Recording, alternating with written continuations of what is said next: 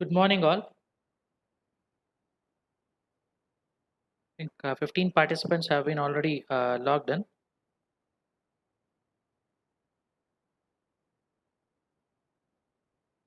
So you got the message, right? How the internals will be conducted, uh, about the details, right? Just wait for the timetable. Timetable is already almost ready. Once it is displayed in the website, you can just go through it. Okay. So we'll just post the timetable in the group also. Okay. Yeah. We'll just go with one topic has been left out with respect to our previous testing technique. This is your path testing technique. That is very important technique, very important thing.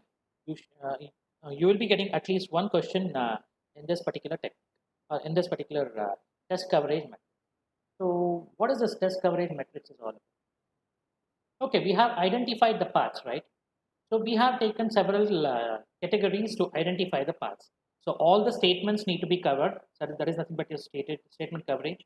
All the branches should be covered. All the loops should be covered, right? That's what we have just taken it. So the same thing with respect to it. Any other particular notation is needed or any other terminology is added. So those things will be listed under this test coverage. How to choose a test case or test suite, how to choose it. So for that, you need to know this particular test coverage. So it's yeah, these particular test coverage metrics are a device to measure the extent to which a set of test cases covers a program. That's all. How to choose the input domain based on this particular thing, you can choose it. So below is one the particular table is given on your left hand side. The first column that is nothing but your metric, which is that particular test covering metric that you are having. On the right hand side is the description about that particular metric. Always C0. C is always covered as coverage. So with respect to your subscript as 0, we'll be saying that every statement need to be taken care. Okay. So C0 always refers to statement. That means if you have a linear path that is starting to ending, there is no bifurcation or there is no um, change in the decision to be made. There is only one particular way of communication. So in that particular path only you need to go with it. Then it will be covering with respect to every statement. So that is a C note. Or else you can just say whatever the nodes that you are referring, all the maximum nodes, if it is covering in one particular statement itself, then the metric used for it is C naught. Okay. C1 always refers to decision path. That means you have a predicate statement available over there. With respect to that predicate, one time one path will be chosen, the other time the other path will be chosen. That is nothing but here every DD path will be coming under C subscript 1. C subscript 1P. So C subscript 1 according to us, it is nothing but every DD path need to be taken care. DD path is nothing but DD is nothing but decision to decision. Decision to decision, whenever it comes, predicate node comes into picture. So every predicate to each outcome, whatever the outcome is there, everything you need to just consider it over here. So that is what they are saying here. Almost the same C1 and C1P. Okay, with respect to C1, every DD path you'll be just saying it. That is predicate outcome with respect to one particular path, whatever is that will be taken into consideration. Yesterday we have solved one particular problem. The second one, C1P, was with respect to your next day also, if it is false, then what need to be taken care. So that is nothing but here every predicate to each outcome. So C2 is referring to the coverage metrics that you are doing it with respect to DD path, every DD path coverage plus the loop coverage. C2 refers to the additional thing that you are making it along with your decision to decision path testing or decision to decision, whatever the predicate outcome that you are checking it, along with it, loop should also be covered. Understanding it. The next one is CD. CD refers to coverage with respect to your dependent pair of DD path. Say, for example, if we just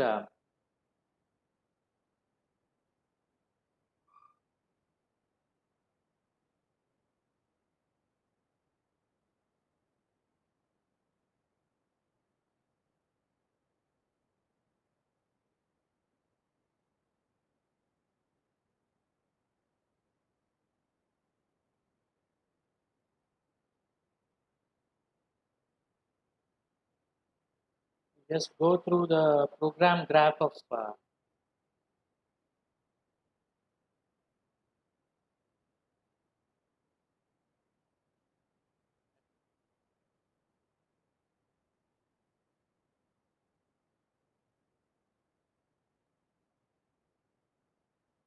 yeah.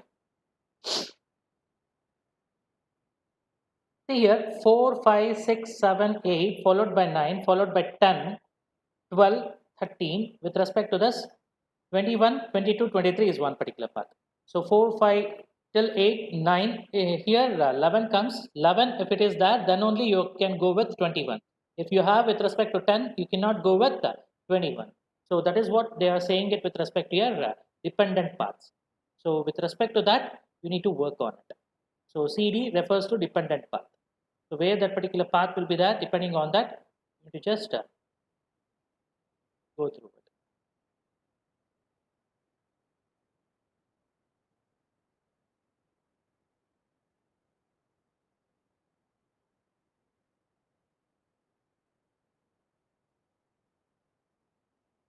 Yeah, that is, you need to consider all the particular path that is coming with respect to DD path.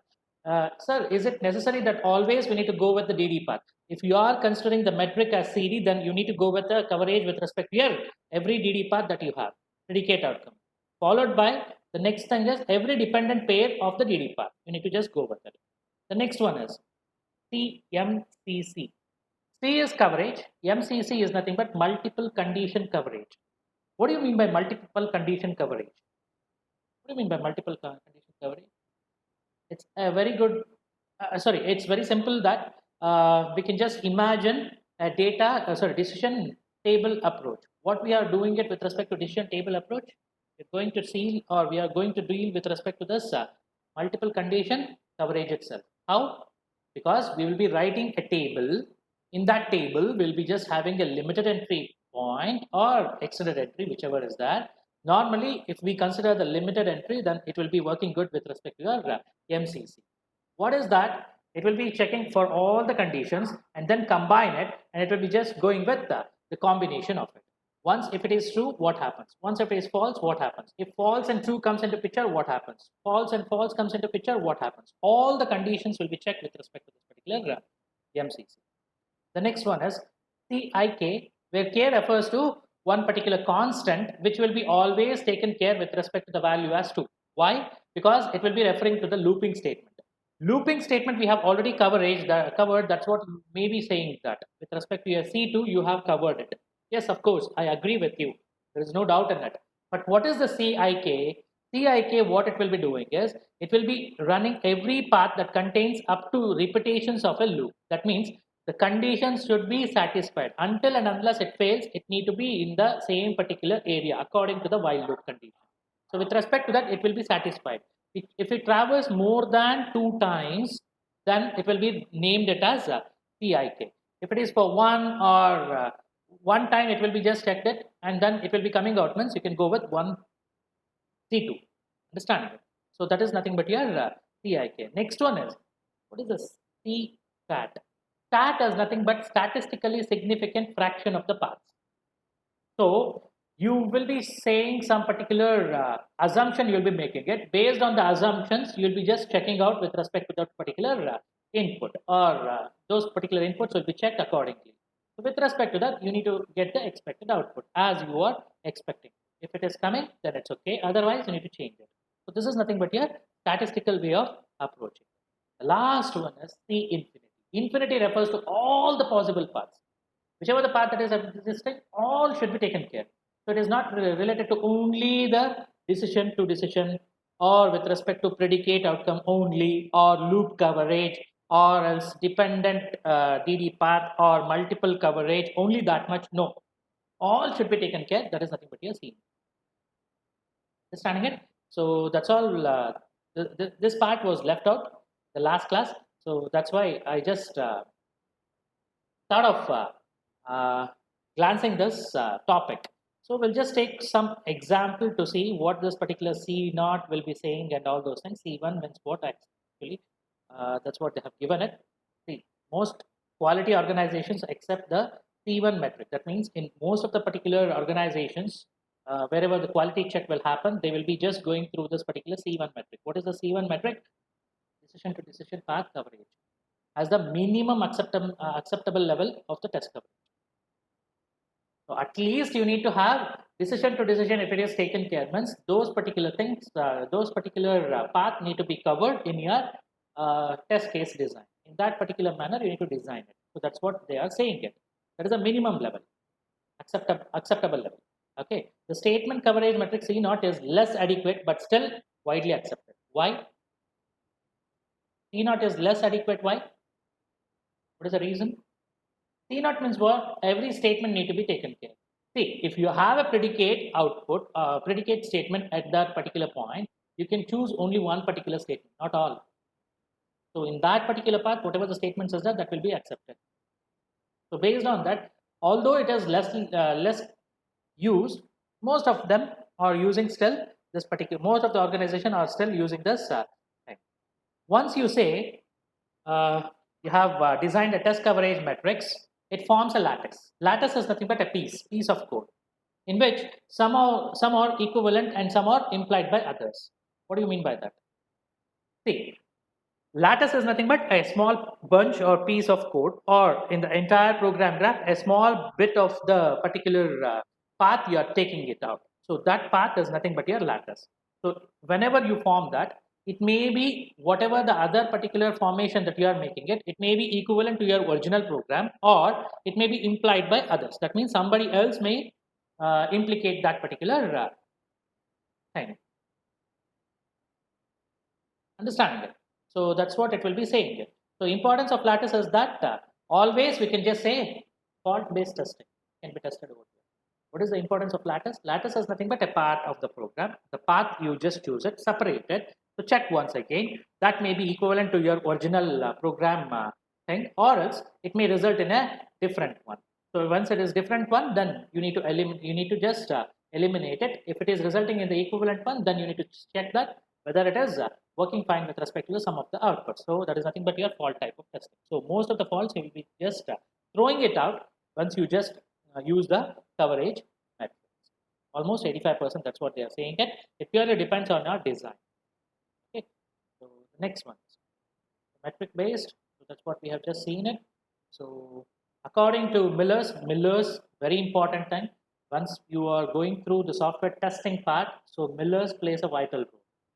Okay, McCabe, Miller are the fathers of software testing principles. So with respect to Miller's test coverage metrics, it is based on the program graph in which nodes are full statements, whereas formulations allows statement fragments to be the nodes. What do you mean by this? We have seen that particular thing already. What is the program graph? The same statement, the same particular similar type of thing we have just identified it. So what do you mean by that? Full statements? That is nothing but entire statement, whatever is there, it will be nothing but the nodes. The formulation, one after the other node, you'll be just filling it, right? That will be nothing but your statement fragments to be done. So the first particular metric that we are going to see with respect to your thing is statement and predicate testing. So it covers which are all the metrics, C0 and C. C1, C0 for your statement, C1 for your predicate. Okay, so in the triangle problem, they have just identified the nodes. So 9, 10, 11, and 12 are the are a complete if then else statement. So 9, 10, 11 followed by 12. These statements are nothing but your predicate coverage statements as well as your complete statement that you are just looking for. Okay. So the second one is if the statement fragments are considered, then divide such a fragment into 3 nodes. Yeah, we have already seen this. So divide that into 3 nodes. Which are all the 3 nodes? One is predicate node, another one is junction node, another one is normal. Understandable. So normal flow. So in that particular ED path, if you are having it means only C1 comes into picture. C1 traversing comes into picture. If then else comes into picture means then your C1P, that is more than loop coverage will also be taken care, right? So that is nothing but your loop coverage will be taken. Only if statement, only the particular if statement is there, then it will be a different. That's what each coverage will be done. The next one is dependent pairs of DD paths. What is that? CD. CD refers to where that particular variable has been declared, where it has been used, some computation has been made, or something else has been taken care, or one more time you are just using it for predicate type of output, or you are checking for something, whatever it may be. So that is nothing but your dependent pairs of DD path.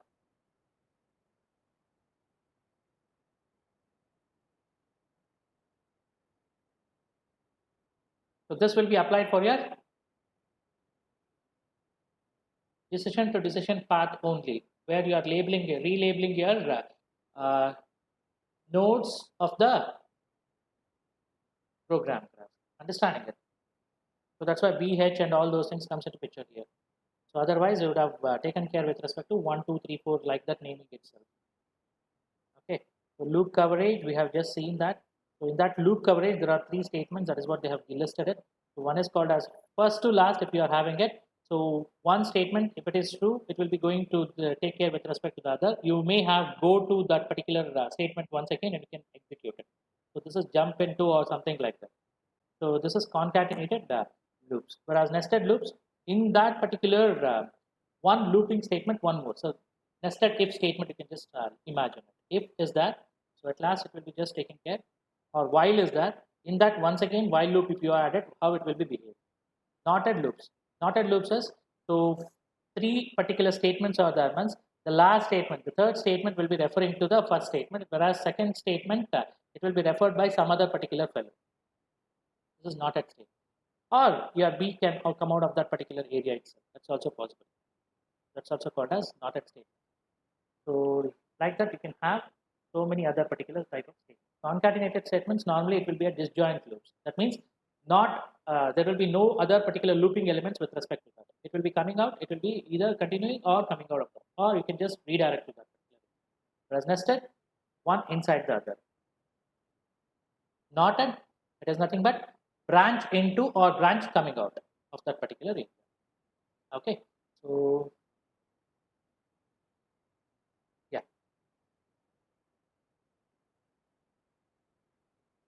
with this I'll just pause this.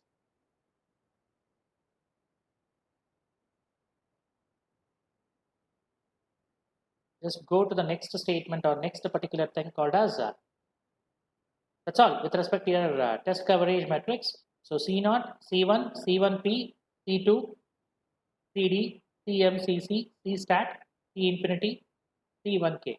So these particular things, if you just remember it, then it's okay, easy for you to understand.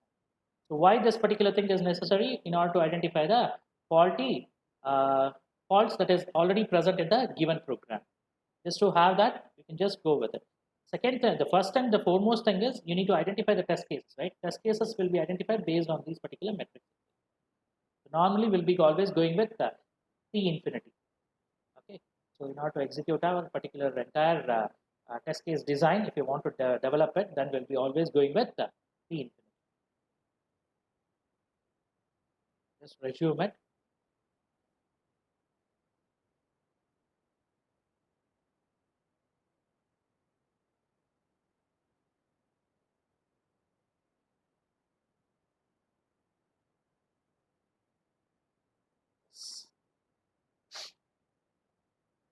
This is what our topic was. Yesterday, before leaving, I just told you that we'll be discussing data flow testing in our particular next class. But unfortunately, we have not covered the test coverage metrics, so that's why I took that first. Once we finish that, we'll just continue.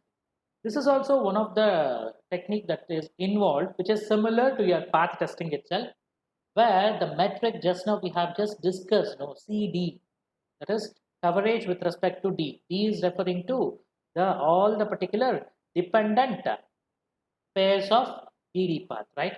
So the same thing works good with respect to your data flow testing. What is your data flow? Data flow, the name itself suggests that you are just waiting or you are just concentrating with respect to the data, how it is flowing from one particular node to another node. Where it has started, where it will be ended. That means if I have a small simple program,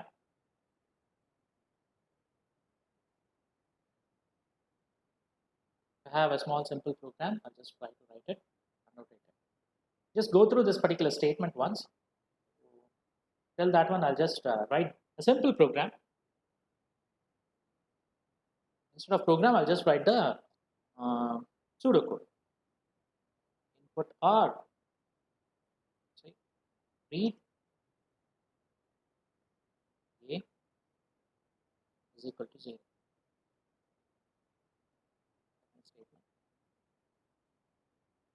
In your keep one thing in your head. In your white box testing or structural testing, you need to number each statement that you write it.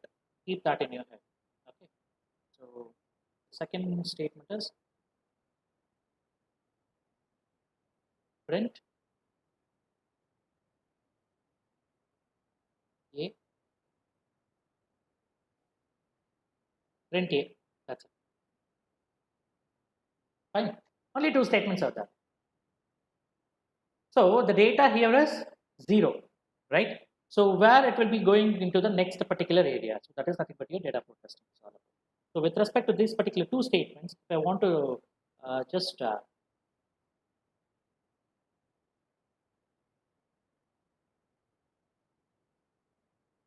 write the program graph for it. So this one is node 1. This one is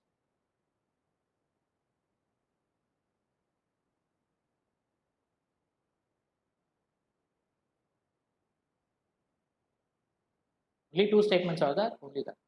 If I just extend my particular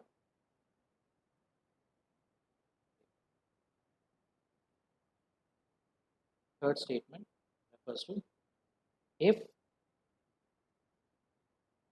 A greater than 0,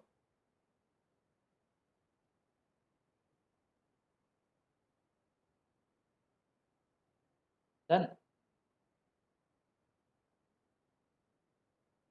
sports, then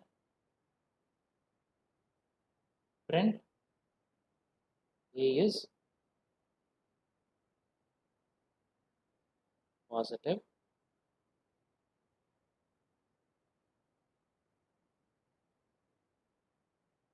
Fifth statement.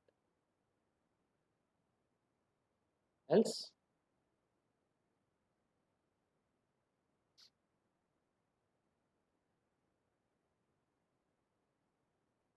you can separately write that, no problem. Print A is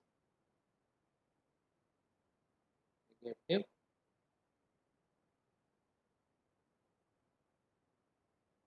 Okay.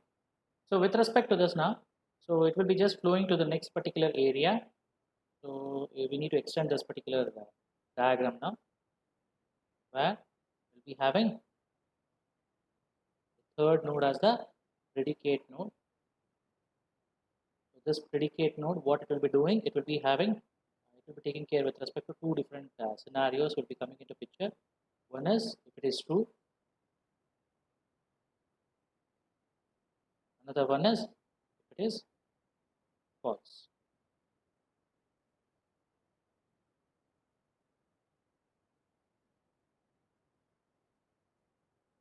So I just forgot to write one statement. Say that end if.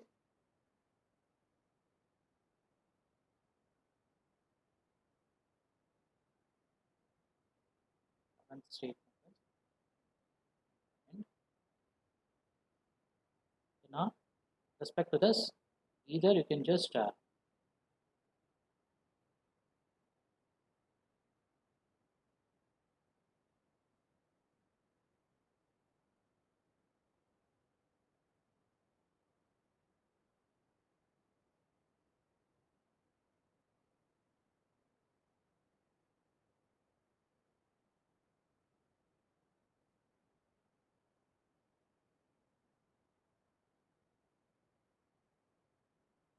so this will be true means fourth statement, false means fifth statement. The next one is both executes properly, then it need to have a junction. This is a junction node. Junction node is the common node that you will be having for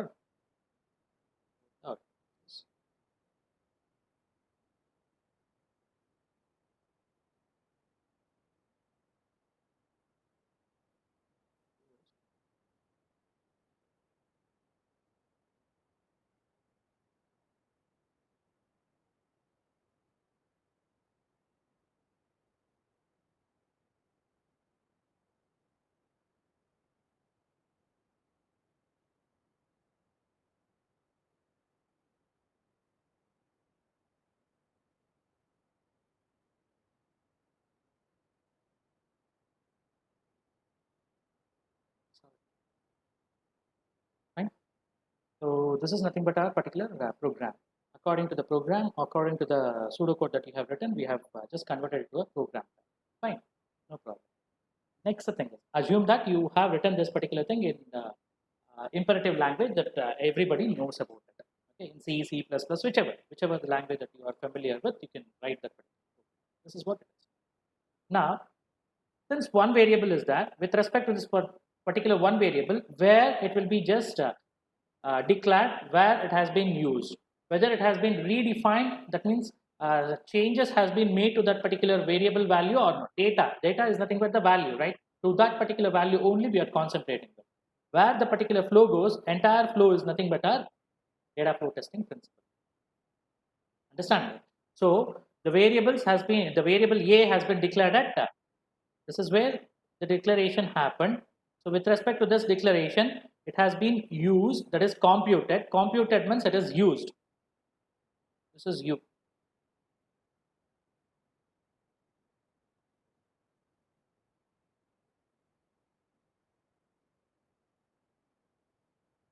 D refers to definition, U refers to use. Understandable. So here the statement has been used. Used for what? For writing that particular value, what is present inside it. Next one is we are checking for the predicate. So we'll call this as predicate followed by you're using it to check it, right? So you're not changing it. If you're changing it means then it will be predicate node P refers to followed by the D. D means you're redefining it. So which unfortunately we are not doing it. So this is not required. So what it is? It will be P use only. What is this P use? It is predicate. You are just trying to execute whether that particular statement is or that particular value is holds good with respect to the value that you have given. So if it is so, the condition holds good, then it will be executing the fourth statement. I'm printing the value A is positive number. A variable value if you are printing means then this will also come into picture. So this is nothing but your once again uses will be used. Computational use will say it. We're not computing anything, so that's why it will be just better to use the word called as uses. That's it. Understand it? This is one way. So whereas if the other statement, if it gets failed, then your fifth is of no use. So fifth is not at all important for us. Whereas sixth statement is very important. What is the sixth statement is?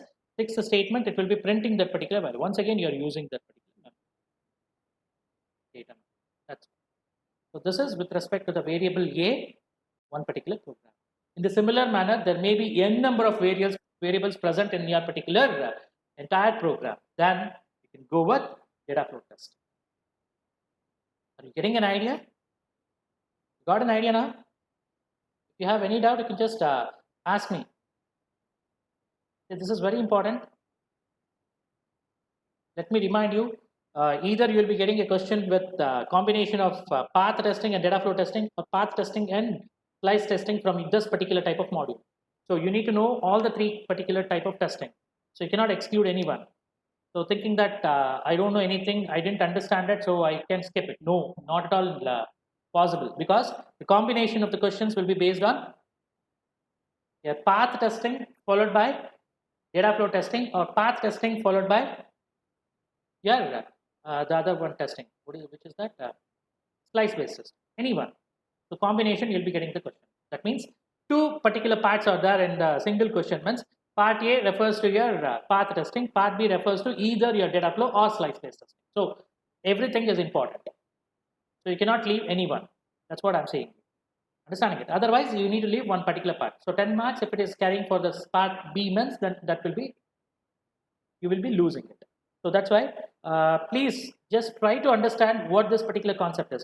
All the concepts I have already explained you. Only thing is I need to get into a particular example, few more example. If I have more than one variable, how it will be working. That's what we need to just check it out in the next class probably. If you have any doubt, you can just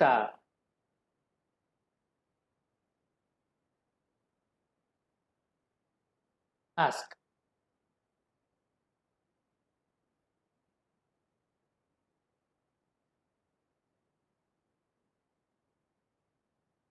See, you got an idea now, at least. Everybody, is it audible now? Hello? Is my voice audible?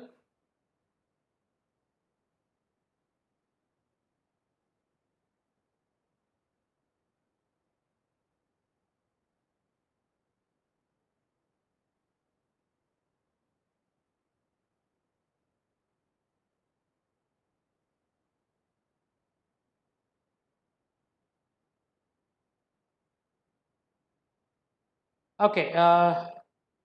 Any doubt regarding today's class?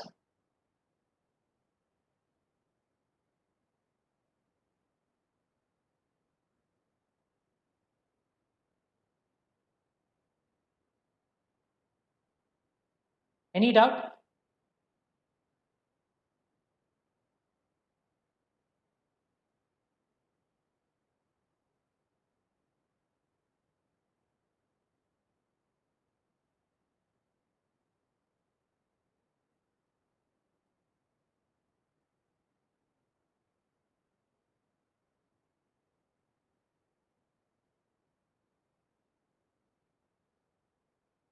Is there any doubt? If my voice is audible, this question will also be audible to everyone, right? So if you have any doubt, you can ask. Otherwise, you can just type at no, sir, at least, so that I can continue for another 2 minutes. Okay. So I'll be just repeating wherever the questions will be appearing in the examination. So just check that particular thing also. So those topics are very, very important. You cannot skip those particular topics. So that's why I'm just giving you all the details about it. So just check out.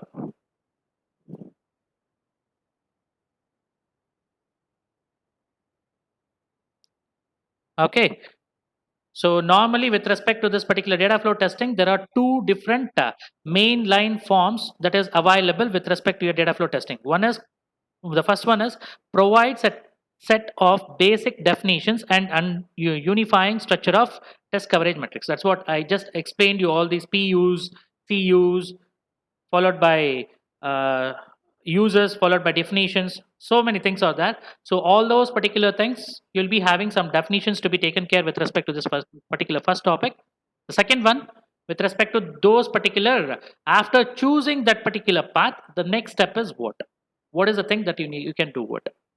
So with respect to the variable A, as per my particular program graph, as I have just given you, so using that particular program graph, you will be having two paths in it. One with respect to the true type of predicate that you are taking it. The other one is with respect to the false type of path that you are choosing it. So both the things are possible. Anything is okay with that. But always, if you are taking the value as 0, then you will be getting only the second path, not the first path. First path is not at all considered. Why it is not traversed?